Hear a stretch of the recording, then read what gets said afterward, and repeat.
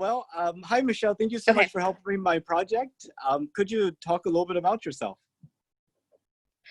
Sure. I'm a almost 40-year-old paralegal in the Dallas area, and I've been married for 15 years this August and have a daughter who's 8.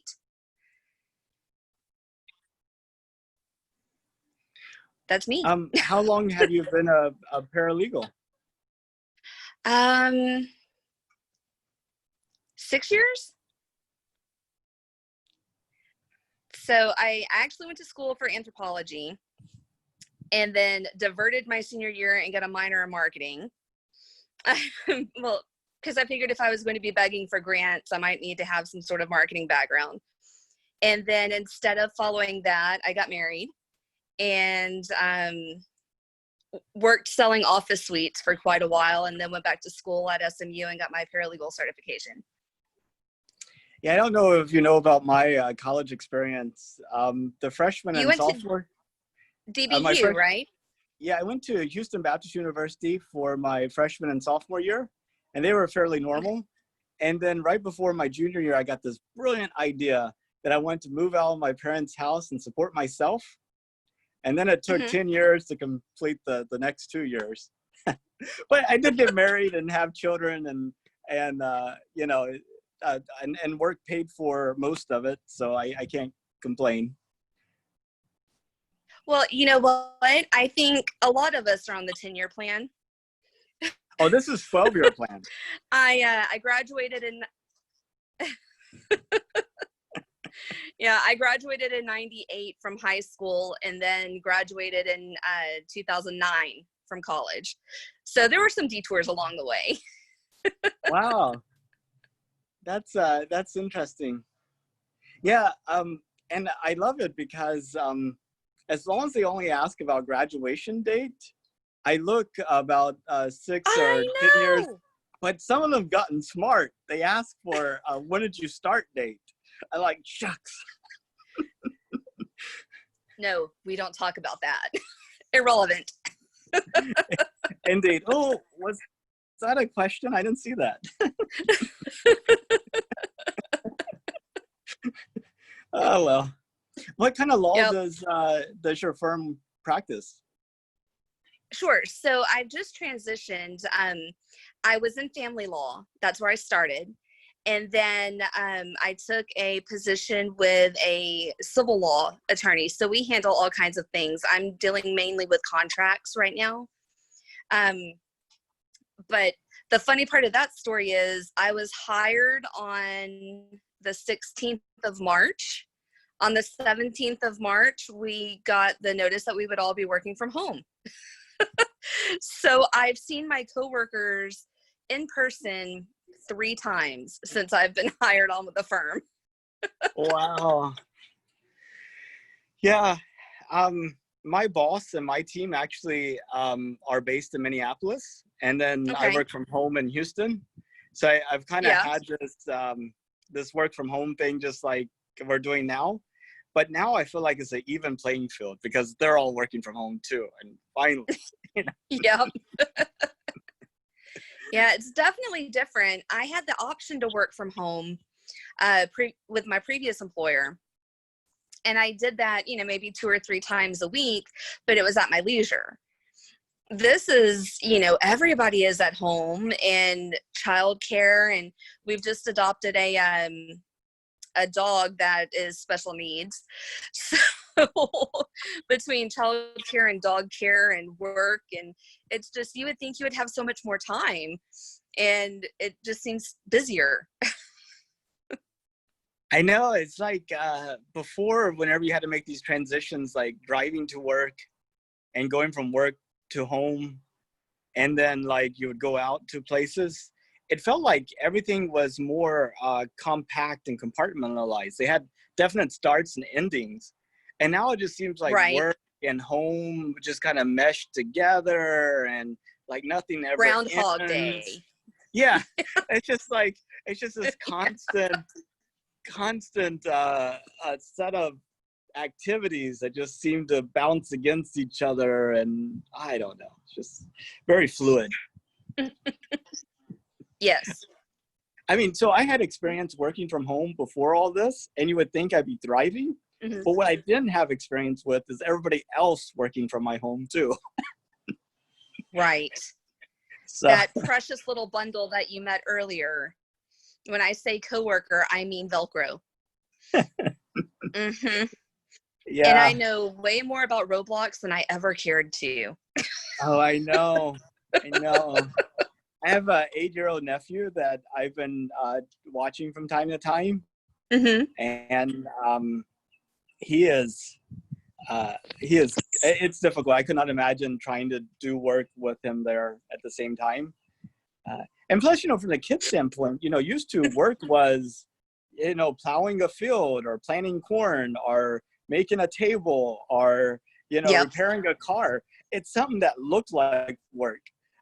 But from the outside, you doing your paralegal work and her playing Roblox, probably does not look much different unless you actually saw the screen and were connected with what was exactly happening. And she has a real hard problem differentiating, because I gave up my desk so Jason could bring in his large monitor and do all his graphic stuff, and I took over her desk for about a hot week, and she can't keep her room clean, so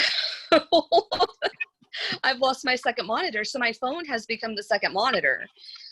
And so she sees me texting, and I'm not actually texting. I'm working a Word document on my phone and, doing something else on the on my computer. So, yeah. Yeah. Yeah. Yeah, I know. Work does not look like work. I think it would be much easier if it did. Yeah. Yes. But I'm okay physically that it doesn't. I'm good with air conditioning, and I don't need to be outside doing manual labor. I can go for a walk.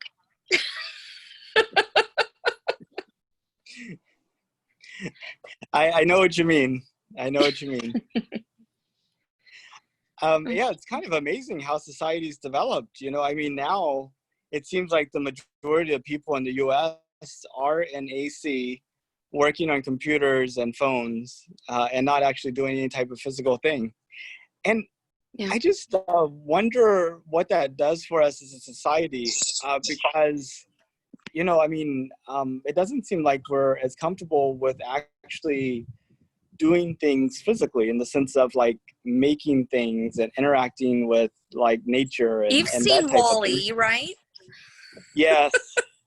Yes. Is that the path we're That's the on? joke. Yeah, that's the joke in our house.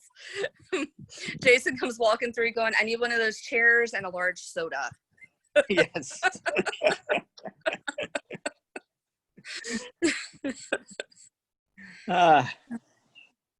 Well, when did you find out that we were going to the moon in 2024?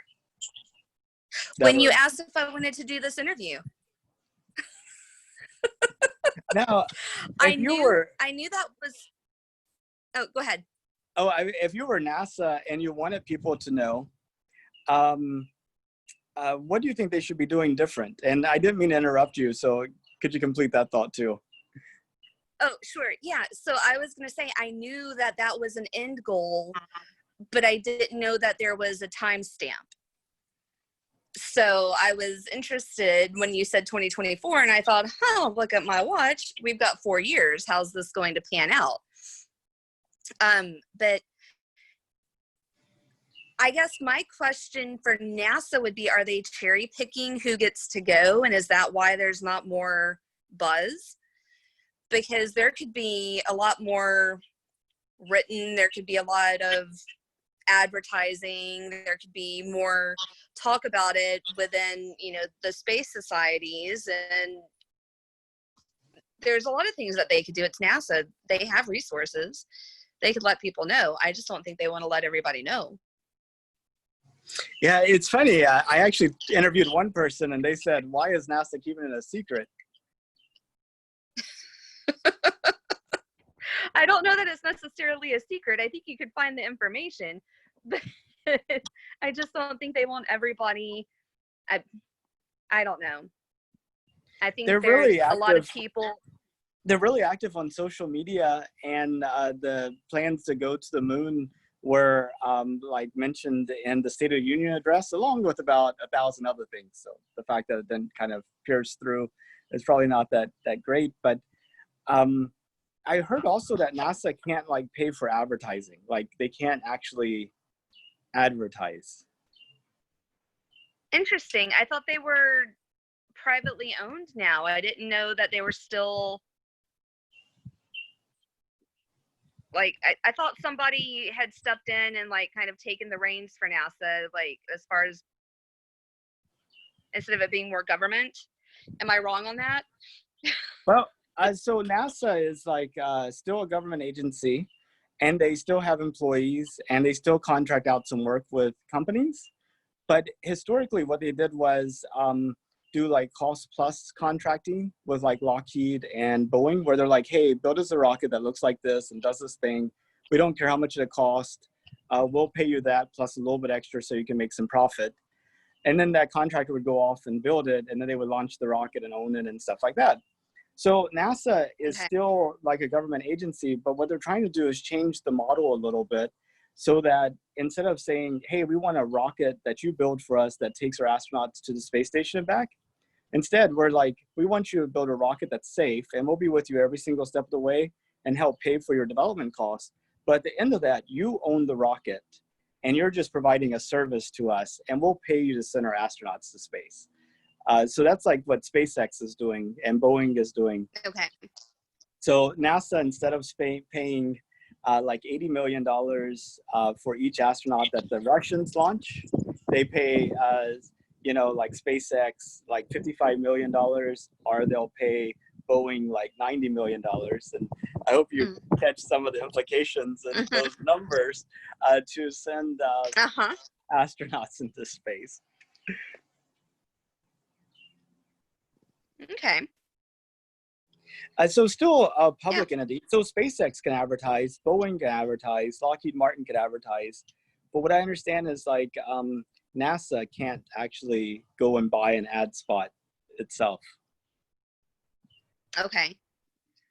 So it's kind of dependent upon like the news reporting it.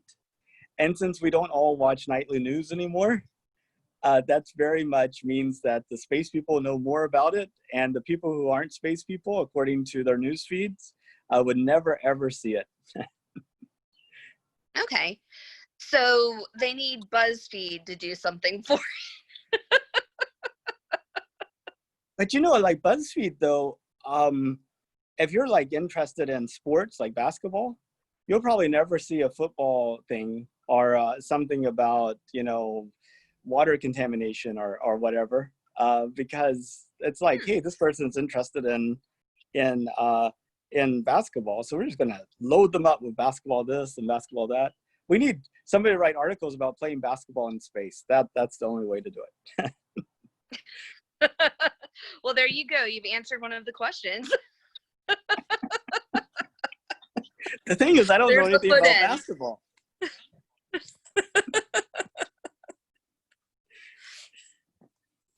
Who's the best basketball player of all time? Is it Babe Ruth? Not just kidding. Yeah, right. I'm still back on Akeem Olajuwon, and that was in the early 90s.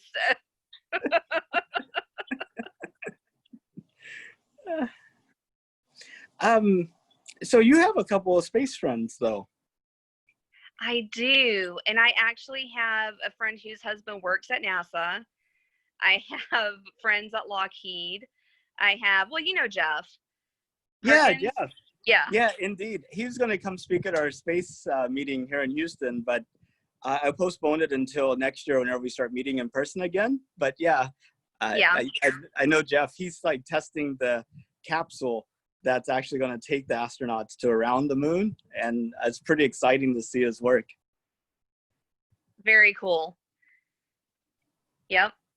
So, I mean, I have a lot of friends that are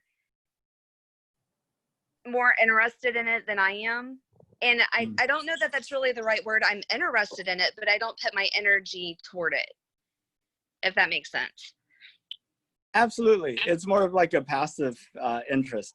I mean, Yes. there's like so many things going on in the world in terms of, uh, technology and games and politics and environment. And I mean, it's just almost, it's impossible to really keep up to any, and you get so much detail, like this overwhelming thing of information. It's like really hard. Right. You gotta have a There's a filter to lot. keep it sane. Yeah. Yep.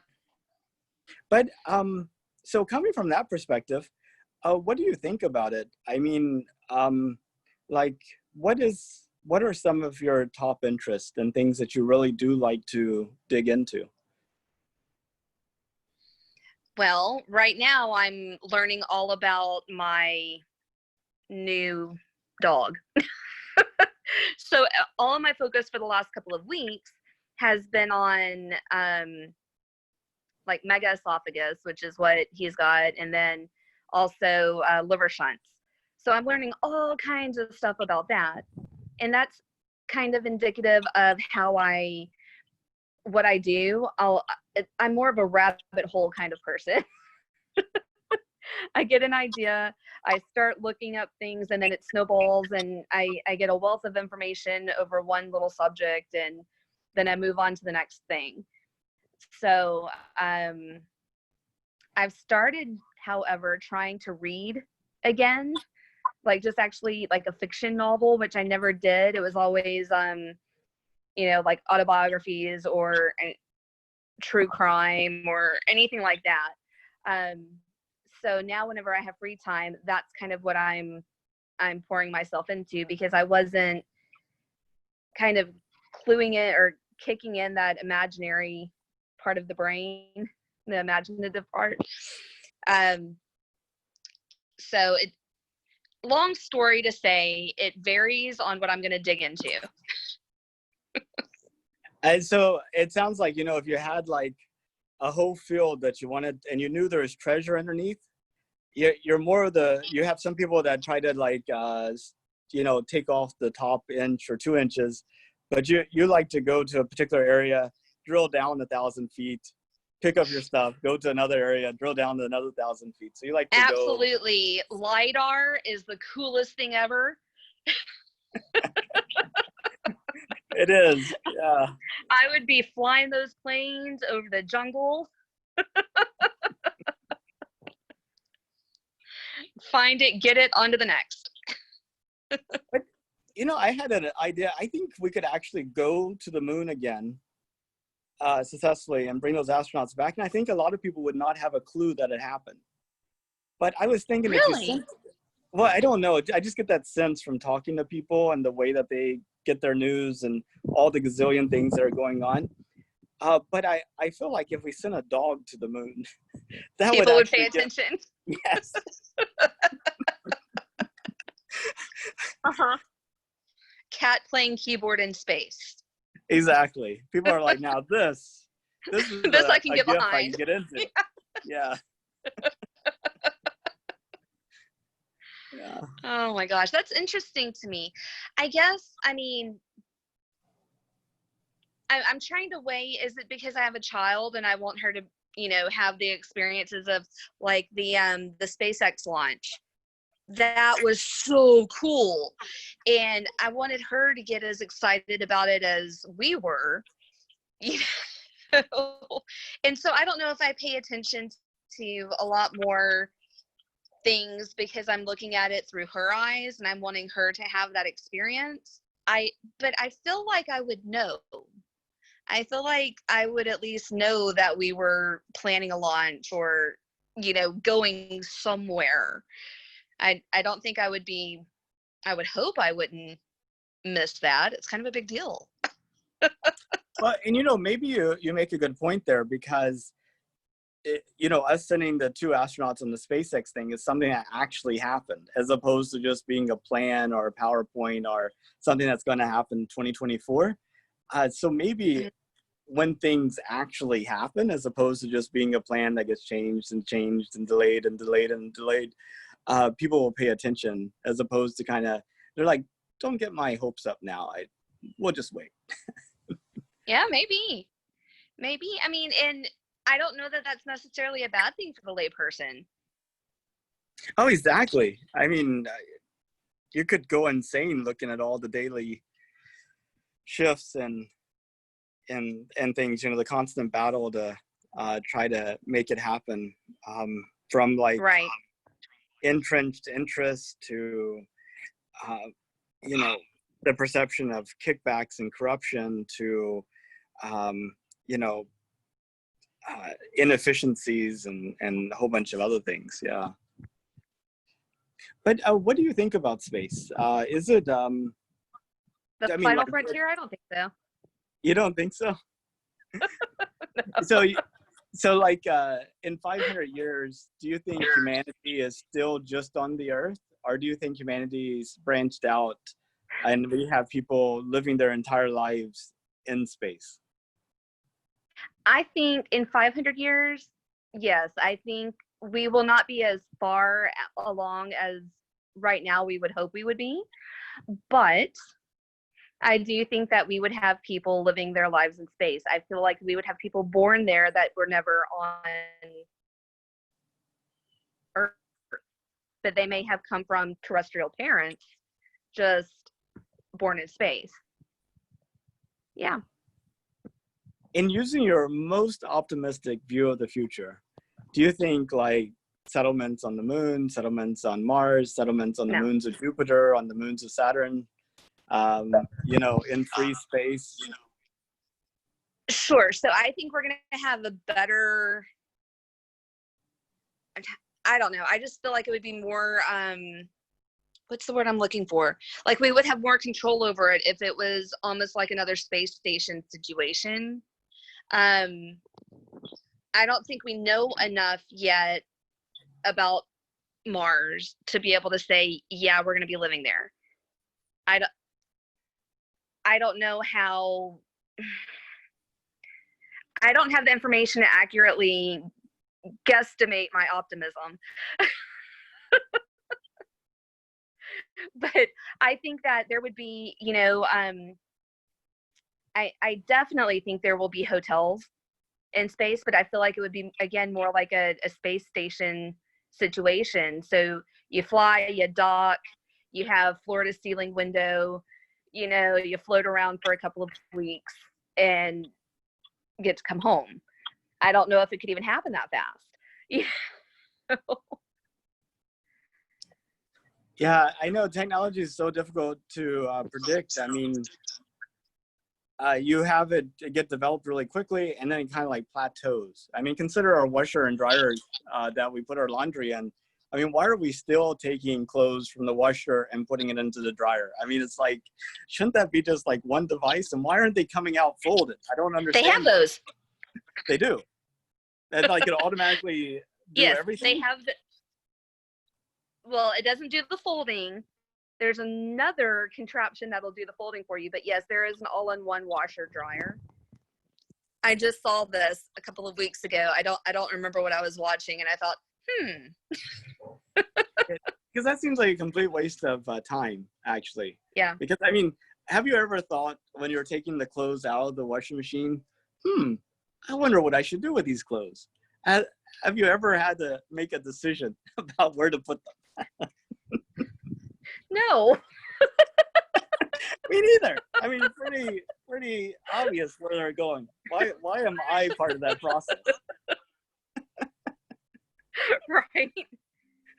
No creativity needed, no ingenuity, no human judgment needed. I mean, it's like, anyway, but so you have technology, like, I mean, the invention of the washing machine, huge deal. But then it's like, it's pretty much stayed plateaued right there for, 40, 50 years, it feels like, I mean, you have all these fancy features and reasons to charge you extra, but in reality, they actually don't do. But it's the same thing. Yeah. But then if you look at computers, I mean, back when we were in high school, oh my gosh, do you remember? Oh, I mean, I think you missed this, but I took typing on manual typewriters at Orangefield High School. I took typing on manual typewriters at Orangefield High School. Oh, you did? Okay, I I wasn't quite did. sure when did y'all put like So- the little smiley faces on all the stickers so that you couldn't see all the keys? what it was, yeah. But then I think it was the next year, or maybe even the next semester. I wonder if they did it over Christmas. Everything had moved into a computer lab. So I was right on the cusp of the switchover. Yeah, it's probably mind-blowing to kids today about putting paper into that little rolling thing. I mean, I would love to do that. I would love to go get some old typewriters like that and take kids in like high school today and give them some paper and say, hey, put this in there and Figure it type out. and just film it. I think that would be such a cool little YouTube video.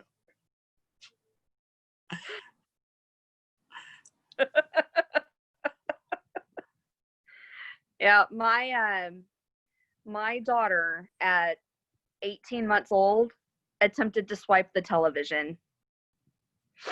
So, Like trying to turn the page. yes. Yeah. Yeah, I'm finding my stuff swiping all sorts of stuff. You're like having a conversation with somebody in person, and you're like, it's not going the way and you're like, nope, they're still there.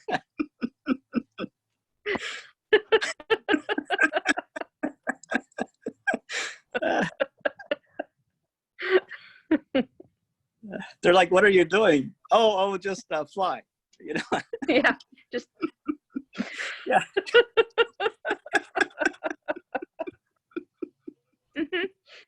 If only. If only. Give it 500 years. Oh, I know.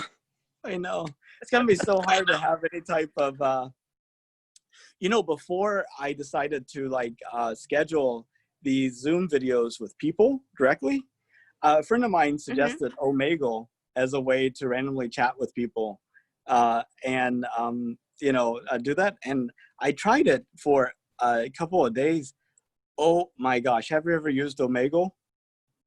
No. It's a random chatting software, service. You go there and it randomly connects you to somebody, and then you could disconnect and randomly connect you to somebody else.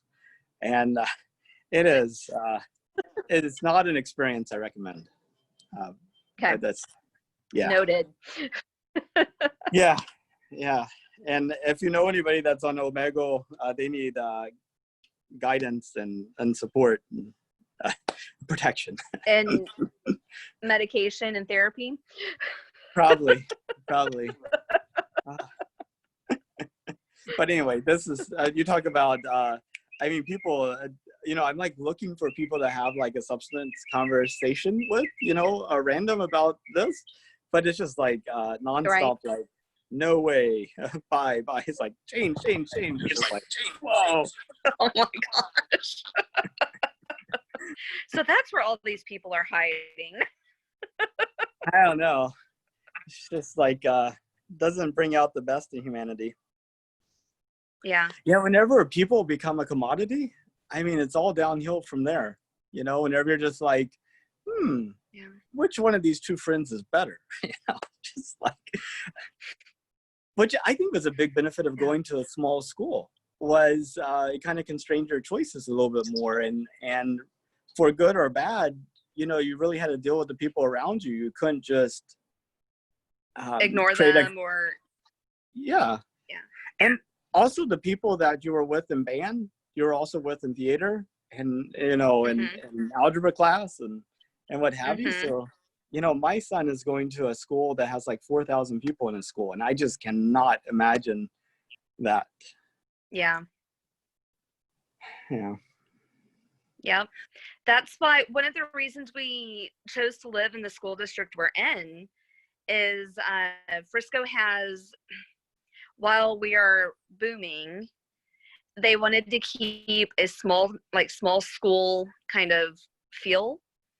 And so we have more elementaries, junior highs, and high schools per capita than a lot of the surrounding cities, because we wanted to, I say we, but Frisco wanted to give the kids a chance to have a smaller school. They could be more involved in different activities, and there wasn't as much, I guess,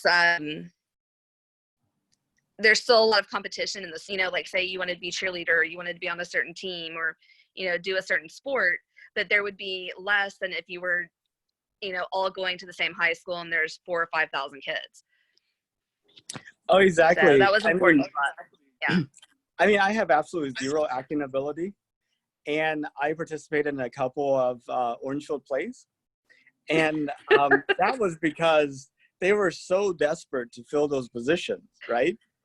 I mean, at my son's school, unless you're like committed to being like a theater person, you would not get that experience. And it seems to me that that's really sad. That I think everybody should have a little theater experience. Yep. Yeah.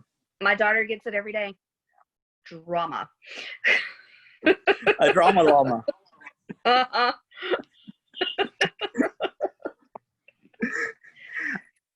So if it was safe and affordable, would you have an interest in going into space yourself? Probably. Two-sided question. Probably not. I'm skeptical. And so I don't know that in my lifetime, I would feel there was enough research to warrant putting me on a rocket and shooting me into space. But for Emmy, I think absolutely it's a reality. And I don't want her to be scared of that. She's young enough now that there should be, if we're successful in 2024, there should be enough research to back the fact that she can hop a rocket and take off. Now, if Ayla is successful with Hilton and they get some hotels or whatever, and she wants me to go with her, I'll pack a bag. But I think those are the only. Well, let's say before 2030, 1 million people had taken a ride into space and come back safely without any incident. And let's say it cost about the same as taking a first-class ticket to New Zealand, as an example. Would you consider doing it after those two conditions have been met? Yes. Yes. After I've been to New Zealand. Oh, after you've been to New Zealand. It would still, it could make it to the list, the travel locations list. But there's some other that have been waiting there for a while. So once I knock down all those, yes, at that point I would. What are your top 5 locations? Top 5 locations. Okay. Well, seeing as how I've only been to Scotland and Mexico. That is quite an odd set to Mexico. That makes sense, right? We're here, but Scotland, right? Right. Yeah. How did you get to just Scotland? Okay. So, my family lineage is Scottish. Okay. And so we took a girls' trip. So Sylvia and her mom and me and my mom, all went, I guess, like 3 or 4 years ago now. And we just spent a week touring. It was good. It was a really good trip. Did you go to Edinburgh? Oh my gosh. Edinburgh is my favorite. That and St. Andrews are I would be so okay if Emmy went to college in St. Andrews. And I cannot wait to get back to Edinburgh. I went to Edinburgh in February, and I interviewed some people, for this project, because I was doing it on the streets and at the museums and stuff. So I'll just send you my links to the interviews in Edinburgh. Absolutely. That's very cool. Yeah. Very So, cool. Yeah, I loved it. I absolutely loved it.